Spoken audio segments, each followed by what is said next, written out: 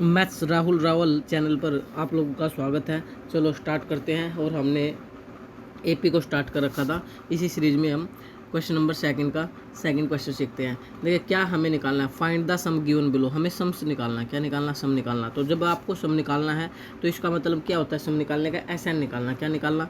S N. ठीक है sir, S N अगर हमें निकालना है तो एस एन निकालने के लिए ज़रूरी होता है कि आपके पास कितनी टर्म है। आपको ये पता होगा आपके पास फर्स्ट 2 टर्म का सम निकालना, फर्स्ट 5 टर्म का सम निकालना है। यानी सिंपल से अगर मैं बात करूँ तो एन का पता होना चाहिए। लेकिन क्वेश्चन नंबर सेकंड के सेकंड पार्ट या सेकंड के अंदर हमें सिर्फ एक ये सीरीज दे रखी है। आप लोग देख पा रहे हो 34 + 32 + 30 डॉट डॉट प्लस 10। इसमें ये नहीं हमें बताया कि हमें फर्स्ट 5 टर्म लेनी है, फर्स्ट 5 कितनी टर्म लेनी है। तो सबसे पहले आप लोग क्या काम करें, ये सीरीज देख के 34 + 32 + 30 प्लस डॉट डॉट प्लस 10।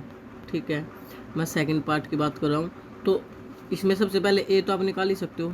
ए तो सभी बच्चों को पता है सर 34 है। और डी भी आप निकाल सकते हो।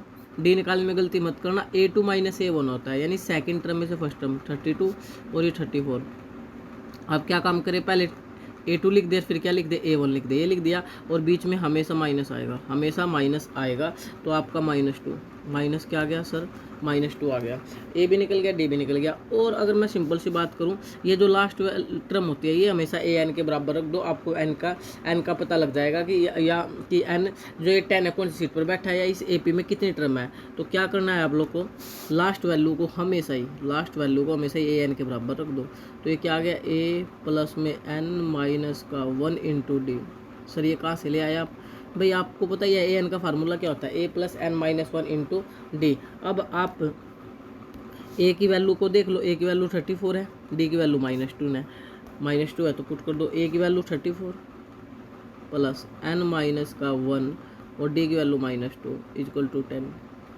तो n - का 1 - का 2 और ये 10 और ये प्लस का 34 इधर माइनस का हो जाएगा और ये माइनस का क्या बचेगा 24।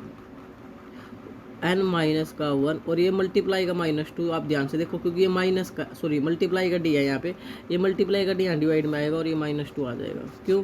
क्योंकि -2 तो है मल्टीप्लाई में, -2 मल्टीप्लाई में है तो इधर डिवाइड में जाएगा, माइनस से माइनस आपका कैंसिल हो जाएगा। 2 से वैल्यू का तो 2 × 1 = 2, 2 × 2 = 4, 12 आ गया।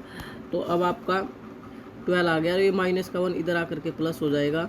एन की वैल्यू 13 आ गई। एन की वैल्यू कितनी आ गई? 13 आ गई। अब आप फार्मूला लगा सकते हो। और एस एन का फार्मूला बच्चा जानता है सर, क्या होता है, n/2 A + L, A + L। ये फार्मूला तब यूज करते हैं। एक और एस एन का फार्मूला होता है, अगर आप लोग जानते हो तो।